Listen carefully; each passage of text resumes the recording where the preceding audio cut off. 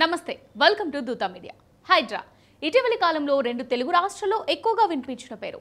హైదరాబాద్లో గత కొన్ని రోజులుగా అక్రమదారులకు హైడ్రా ఏ స్థాయిలో హడలెత్తిస్తుందో కబ్జా అని తెలిస్తే చాలు ఎవరైనా ఎవరి తాలూకైనా నిర్మాణాలు కూల్చి చెరువులు రక్షించడమే హైడ్రా లక్ష్యం. భారీ అక్రమ నిర్మాణాలను నేలమట్టం చేస్తోంది. చెరువులు, కుంటలు, ప్రభుత్వ స్థలాల్లోని అక్రమ నిర్మాణాలను ఒక్కొక్కటిగా కూలుస్తూ అక్రమార్కుల గుండెల్లో గుబులు రేపుతోంది. యంత్రాల్లో భాగ్యనగరంలోని అక్రమ నిర్మాణాలపై ఉక్కుపాదం మోపుతూ హడలెత్తిస్తోంది.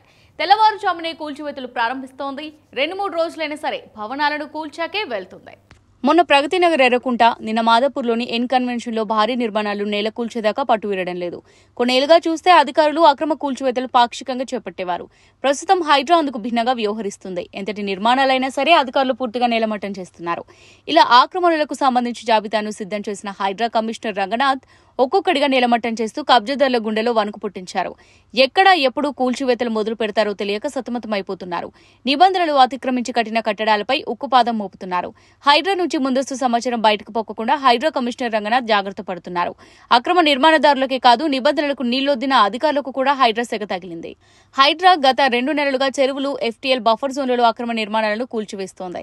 ఇప్పటి వరకు 100 ఎకరాలకు పైగా స్థలాన్ని స్వాధీనం చేసుకున్నట్టు వెల్లడించింది. జూన్ 27 నుంచి ఇప్పటి వరకు జీహెచ్ఎంసీ పరిధిలో మొత్తం 23 ప్రాంతాల్లో 262 అక్రమ నిర్మాణాలను కూల్చివేసి 111.72 ఎకరాల భూమిని స్వాధీనం చేసుకున్నట్టు ప్రభుత్వానికి నివేదిక సమర్పించింది. రామ్నగర్ మనెమ్మ గల్లీలో 3, గగన్ పహాడ్ అప్పా చెరువులో 14, అమీన్పూర్ పెద్ద చెరువు పరిధిలో 24, మాదాపూర్ సున్నా చెరువులో 42, దుండిగల్ కత్వా చెరువు పరిధిలో 13 అక్రమ నిర్మాణాలను తొలగించినట్టు హైడ్రా వెల్లడించింది.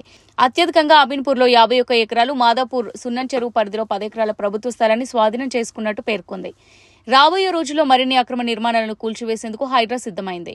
సినీ రంగాలకు చెందిన ప్రముఖుల భవనాలను సైతం హైడ్రా వదలట్లేదు. సినీ నటుడు నాగార్జునకు చెందిన ఎన్ కన్వెన్షన్ సైతం హైడ్రా కూల్చేసింది. కేంద్ర మంత్రులు, ఎంపీలు, ఎమ్మెల్యేలు, వ్యాపారవేత్తల ఫామ్ హౌస్లు, హోటళ్లు, క్రీడా ప్రాంగణాలను నేలమట్టం చేశారు. ఏకంగా అధికార కాంగ్రెస్ ఎమ్మెల్యే దానం నాగేందర్ పై కూడా హైడ్రా కేసు పెట్టింది. అయితే ఇదంతా ఒకవైపు, మరోవైపు హైడ్రా నుంచి నష్టపోతున్న బాధితులు కూడా పెరిగిపోతున్నారు. చెరువులను కబ్జా చేసి అపార్ట్మెంట్లు కట్టిన వారి నుంచి ఫ్లాట్లు కొన్న సామాన్యులు వాళ్ళ ఇళ్లను కూల్చేస్తే వారి పరిస్థితి ఏంటి అని ఆవేదన వ్యక్తం చేస్తున్నారు.